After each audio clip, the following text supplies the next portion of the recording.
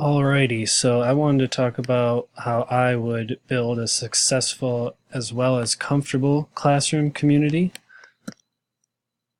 And first off, with like intellectual, something that I think I'm somewhat good at in my practicum is like giving every student a chance and letting them know that every answer they give is still contributes to the overall success of the class. So no answer is a dumb answer.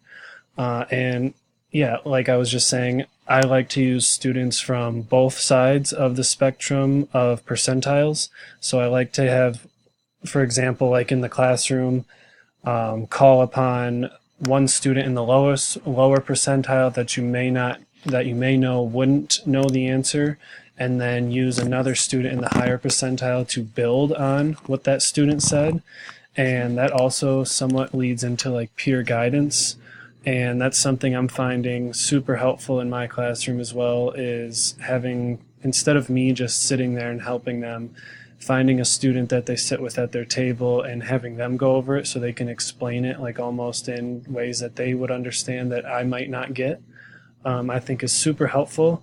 And something we kind of talked about last week, that is more or less in the humanism side of this spectrum, I guess, would be setting objectives with students prior to the beginning of the lesson and to reiterate the relevance of the lesson afterwards. That was something when I first got observed that I could have done better in my lesson, was just reiterating the relevance of this and why they're actually doing the lesson that they're doing, and also letting them have input into those goals and objectives, because I think they should be in charge of what they ultimately gain knowledge-wise.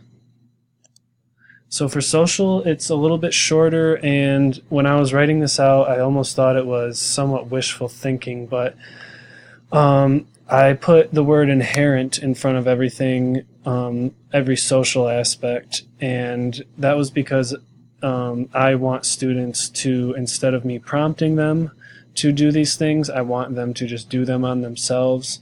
A big thing that I'm seeing in my classroom is like honesty with stuff, students not admitting when they've done things wrong, and it's not really what they've done wrong, it's more or less if they'll admit to it and how they're going to change that in the future, in my opinion. And then another major thing was inclusiveness, acceptance, which also ties in with respect, teamwork, and camaraderie. Inclusiveness I just really like to hammer in because that's just something I think is important to an overall successful community, is having everyone's opinions, everyone's ideas be recognized. So for emotional, support each other in daily work in all areas of the school. What I meant by that is more or less like, even if you're in the lunchroom or on the playground where most of like bullying happens, that you're supporting each other and calling out those bad things if you see them. My main like thing of my teaching philosophy is to build and foster relationships with students, and I think a lot of that's done by just having a overall calm demeanor. And if you have bad situations and stuff, that you don't like freak out on them or whatever, that you're stern, but you do that in a calm manner. And so you're pretty much modeling your own self-control as they should have. But I also want students to have self-initiative, like I was talking on the social aspect, is that self-initiative goes right in line with just having those inherent abilities to complete those. And then for physical, my favorite teacher in 5th grade had a sweet room. She like always was decorating it to the different book we were reading, and just things like that like get students hooked and excited and engaged in a lesson. I think that's super beneficial, because she was like one of them that I just remember even to this day, and the different lessons that she did were so interactive just because of just almost the overall look of the room and the way she carried herself.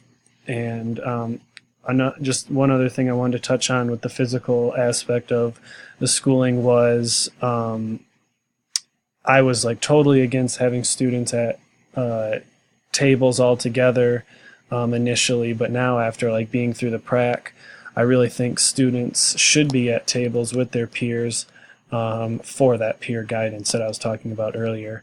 And I want students to self-choose where they sit, because if there's a problem, then they're going to realize that that problem was caused by their action that they made, and it has a consequence. And then just as like a little side note, would love to have as much parent involvement whenever possible. Parents coming in to speak on different things for lessons, or just pretty much anything that I could fit them into lessons for. Or just more or less the communication with them as well.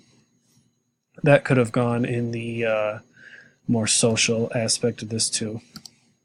And then in conclusion, like I was just saying, my overall classroom community focus is inherent to my overall teaching philosophy, in that I think the most important part is building those relationships with the students in all areas of the school. And just as equally important as that is the peer-to-peer interaction and the peer-to-peer guidance.